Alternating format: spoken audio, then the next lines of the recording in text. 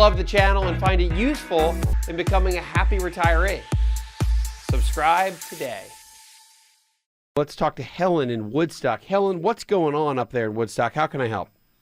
Well, it's a lovely day and it's rainy, and I heard you, and I wanted to ask you about Bitcoins, alternative currency. It's not just Bitcoins. There are a number of other small alternative currencies, and it's my understanding that because of U.S. regulations, it's not used here, but I've seen it used in other countries.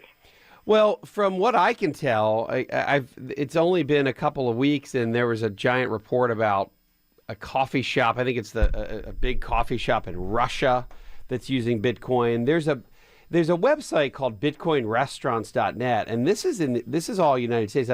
This is all U.S.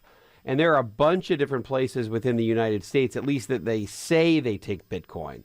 So California, New York, Pennsylvania, Allentown, PA, Philadelphia, Santa Clara, California. So it's getting more and more widespread acceptance. What's interesting to me is really just look at it from a chart perspective, Helen. And if you think about you're carrying $1 in your pocket, and that dollar now all of a sudden is worth $2, that's kind of exciting. You're thinking, wow, this is a great currency. And I look back about a year ago, Bitcoin was $443. The value of a Bitcoin was worth $443, let's say. Today, that number is 2,067. So the price of Bitcoin, let's say, has gone from 443 to over 2,000, and that's just a year. That's 362%. And it looks like a straight up mountain slope in the last couple of months.